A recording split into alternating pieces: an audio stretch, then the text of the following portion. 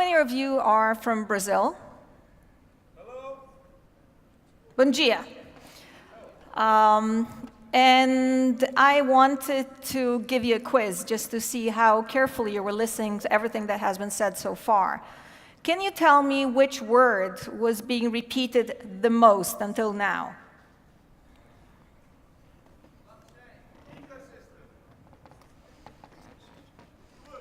Another one? Another one, please. Compliance. Compliance, compliance, compliance. And I already made kind of a little sentence. Compliance to secure success. CSS. And this is something we really need to focus on because, as you know, we've been building a foundation, but this is a company that has been growing by leaps and bounds, so we need to make sure everything is compliant with the new regulations. So let's go. The future has arrived. This is me, but you've seen it already, so we can just go over it very quickly. Blockchain. You probably have realized already that blockchain has commoditized trust the way that internet has commoditized information. And one thing that I liked about the company, and this is what I said in Tokyo, and we're going to talk about in a second, is one of the reasons I decided to join the company as a board member, apart from just having a meeting of minds with Michael, was the fact that this is a platform, this is an ecosystem, this is not just a single company doing a single thing. It's an ecosystem of companies that are leveraging off each other, which are going to be able to take advantage of everything the future has already brought to us and will bring again. In Singapore, I told you, we're going to be facing 20,000 years of progress. Things are going to be speeding up so quickly that for one company and one individual, it's not going to be enough to follow up. So that's why having an ecosystem of companies, having this group of amazing leaders will definitely secure success. But you guys, you are the foundation of that success in many different ways, and I've mentioned it in the past already as well. And one thing I want to leave you with, one thought, is that compliance is going to be critical this year. So cryptocurrency's market cap, you've seen it in other presentations, it's been going up by leaps and bounds. The time I checked it, which was January 7th, the market cap was actually $830 billion, which is at par with the valuation of Apple, the best and highest in terms of market company in the US. But this amazing success has made a lot of regulators nervous. First, because many of the ICOs, and you know it as well as I do, have been raising money without really having even a business plan behind it. A lot of people who were not allowed, due to the previous regulations, to participate in the wealth building process because they were not accredited investors, now went in droves into this new idea of cryptocurrencies, and many of them, again, don't understand what they're doing. So the regulators, seeing, especially the second half of last year, got really active. And some of them got scared and decided to ban cryptocurrencies or ICOs or whatever else. Some others, and I think these are the best ones, have decided to create sandboxes in which they're going to allow these new companies to play before they actually finally decide on the shape of the regulations. And others have embraced blockchain and embraced cryptocurrencies.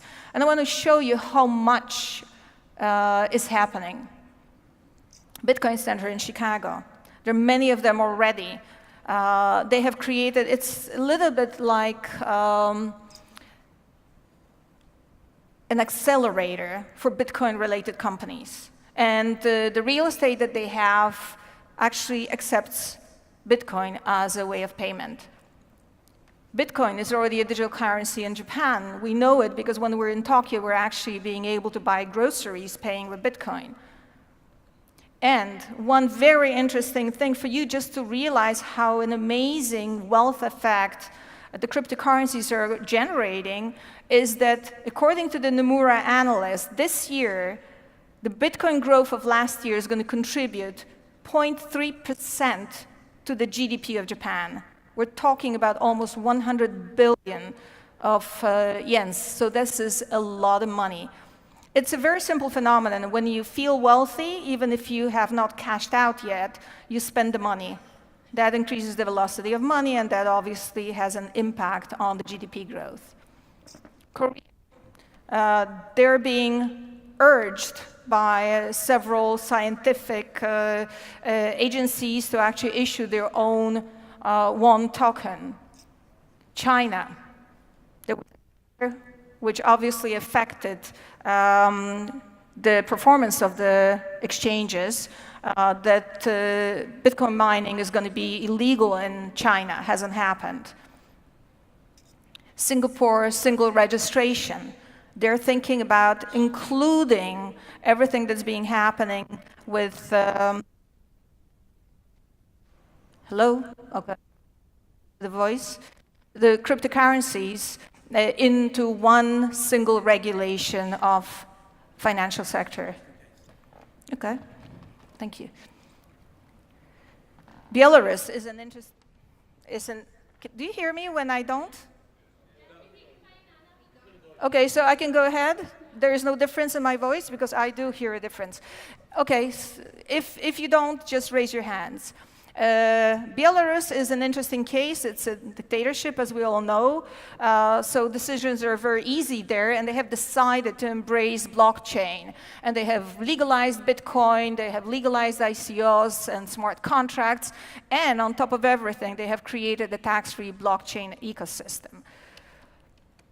Estonia, it's a very special case. They have launched their own digital currency, DasCoin, or they're in the process of doing it actually, and they're probably the most advanced country right now, and some people call them E-Estonia. Yes, they have e-passports, and they're doing quite amazing things with their country and blockchain. Swiss bank launches a BTC certificate to protect people from volatility of Bitcoin. And you obviously already heard about the Zug Valley, the crypto valley, because right now, many of the more progressive places in the world realize that with the new technology, there's a chance of becoming the leading financial center in the world, leaving behind the centers that have been governing the financial world so far.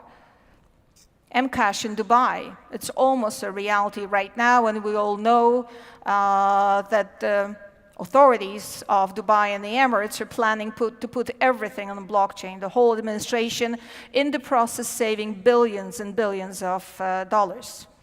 Israel is working on a peer-to-peer crypto shekel. Australia is thinking about doing similar things. So what is happening? Do you realize what's happening? This was a space which was a wild west. We could do whatever we wanted, but right now the lay of the land is changing as we speak. Regulators all over the world are either embracing or being scared of the new technology, and we have to be very, very aware of it, and we have to play the game without having to get into trouble. I mean, there's a saying, you don't, in Polish, you don't go into a kicking match with a horse, and we need to be aware of it. So we need to be compliant with the regulations. We need to talk to the regulators. We need to educate them, because if you remember from Warsaw, I was explaining to you the difference between us and the reptiles.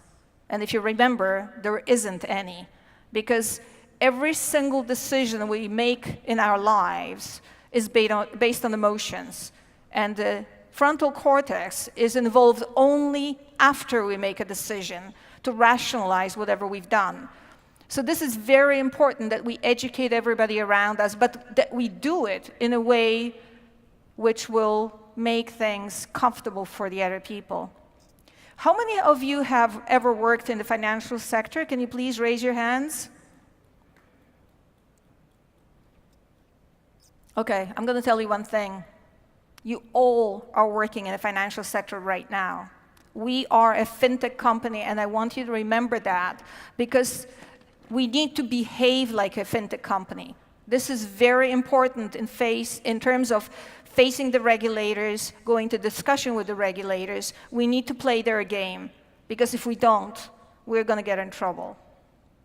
So just quickly, there is a financial sector transformation, which we're part of. And one of the reasons, as I said, that I like DAS ecosystem is that we can do a lot of these things, not just one. We have seen what Ripple has done recently, but they're a company which is focused on basically just one thing. And look what the stellar performance they have had. Bitcoin is probably going to remain a store of value for all kinds of different reasons. Yes, they're right now becoming really expensive. It's more difficult for them to scale. The forks, the hard forks, are not happening for anything. They consume energy like there is no tomorrow, and we all know the world is going in a different direction. And they're in a way centralized, because most of the hashing power is in China.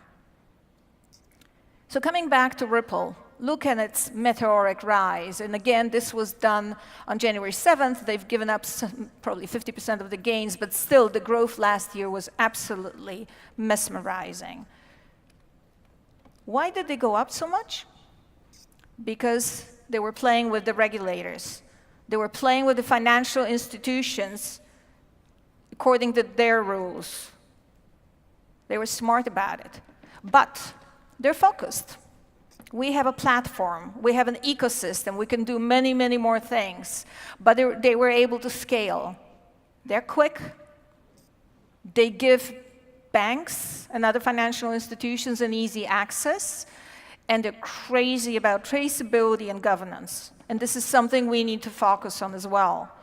And obviously, they were providing solutions which are much, much cheaper than anything the banks have had so far. So Ripple is convenient. They are means of exchange. They provide liquidity all over the world. They are creating something which is a common standard. They're secure, decentralized, and they're open source. Something we're probably not going to be able to deliver.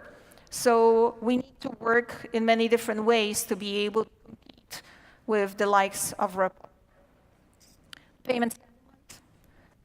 You can see they're offering 3.3 seconds or 1,600 transactions per second. By the way, Visa and MasterCard, if necessary, can go as high as 36, even 56,000. But still, they're doing much better than the fiat currencies, and they are part of the cryptocurrency. By the way, this is a very centralized company, because 62% of all the tokens are in the hands of the company. They put 55% of them into an escrow account just to increase their credibility vis-à-vis the banking institutions. But they are credible. So what are the parameters of successful fintech company? They have to be customer-centric. They need to understand. Okay, now we don't. So they need to understand who their target groups are very well and cater to these groups. They have to be innovative. They have to be simple and scalable. They have to think about user experience. They have to make things in a way which are engaging their clients. They have to be adequately funded. In case of Ripple, they got a lot of money from major venture capital funds, among others from California, like Anderson, Horowitz, for example. They have to be asset light, and they have to be legacy free. This is something which the current financial institutions have to deal with. They have lots of assets, they have lots of legacy. It's difficult to let it go, they have to manage it, and it gives companies like ours the ability to be much more nimble and perform so much better because of that. So DAS is the next step in the evolution of money. This is a slide I don't need to repeat too much because you guys already know it, but we're a fully authenticated network of users, which is very unusual among cryptocurrencies. We're a cooperative ecosystem. We're decentralized and balanced at the same time. We are, and this is incredibly important, community-based, based on incentivized marketing. We have a rapid network expansion. We have the secure validator and web wallet, which again is obligatory only in our case as far as I can tell. We are responsive and have a transparent system of governance, and that's going to be improved as we go forward, especially this year. We will be accepted by tens of millions of merchants. We are providing already, and we'll do it much better in the future in terms of liquidity once we are on many different exchanges, outside exchanges. And something which I believe really gives us a competitive advantage is the fact that we're regulator friendly, that we want to work with the regulators. But again, you leaders need to help the company to achieve that goal. It's critical that we behave like a financial company because otherwise we're going to lose the credibility. So please remember about that. And now let's talk about emotions. Like I said, everybody makes decisions based on emotions. It's a gut reaction. It's something that is not thought through. So imagine that we do actually much better than Ripple in terms of the performance. But again, to be able to do that, we need to behave like a financial company. So if you think about what the key value driver may be, whether it's scale, whether it's cash flow, whether it's speed of growth, profitability, brand recognition, competitive advantage, what is going to be the thing that will make us great? And I believe that to a large extent, apart from being friendly with the regulators and following their game and affecting their way of thinking, the user experience is going to be critical. So we need to think about that. And coming back to emotions, people need to feel that they belong to somewhere. So rather than pushing our brand, what we need to do is put the brand second and belongingness first. And we've been doing it. You guys have been doing it in a very efficient way. You have built a community which helps each other. And that's critical, and that's what we need to continue doing. But the key thing is that we're being criticized for a lot of different things. And that makes us sometimes nervous. Sometimes we lose our temper. Sometimes we use words we shouldn't. Sometimes we behave in a way which is not very helpful to the company. So if you can think about it and just actually look at conflict as an opportunity. Because this is what Steve Jobs did. I don't know if you remember these times, but when he was starting and IBM went into his field, he said they're a tyrant. Remember, again, I don't remember, this was in Warsaw. We saw the advertising where a lady threw a humongous, this was in 1984, and the lady threw this humongous hammer into a screen. This was it. He actually promoted conflict to differentiate himself from competitors and to say we're better, we're bringing freedom to everybody around. So let's not be afraid of conflict, but let's be smart about it and let's use it to our advantage.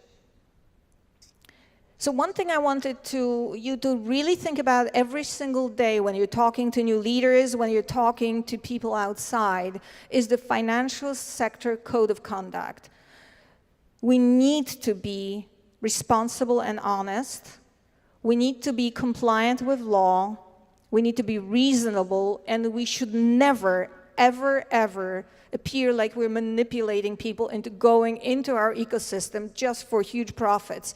I don't know if you've noticed, but nobody from the people speaking from this scene or any other anywhere else in the world has never said, listen, you're going to become rich and you're going to become this and we're going to increase the value of the company this many times. They never do that because they're very serious. Many of them come from the financial industry. But what we need to do right now is make sure that this kind of approach to life permeates to everybody within the company, that we have this code of conduct which will make the regulators look at us like if we are a very serious company, not just an MLM. We're a financial company, we're a fintech company which uses MLM or the incentivized marketing to actually create community, and obviously from our point of view also cash flow, but mostly community of people who will be using the services we're going to be offering to everybody via the licenses that they have acquired. So here we have the visionary. These are the plans. And to a large extent, the success that this company and this ecosystem is going to achieve is in your hands. So please remember that you are responsible for the outcome, that people on this side can build a lot of things, but the image of the company, which is going to be actually critical in the relations of the company with the outside world, is created by you. So again, Mahatma Gandhi, your beliefs become your thoughts. Your thoughts become your words. Your words become your actions. Your actions become your habits. Your habits become your values. And your values become your destiny. Please remember about it in every single interaction you have about DAS or net leaders with anybody outside or inside the company. Because only companies able to manage and improve their service emotional performance will take advantage of the fundamental truth of human behavior. Thank you.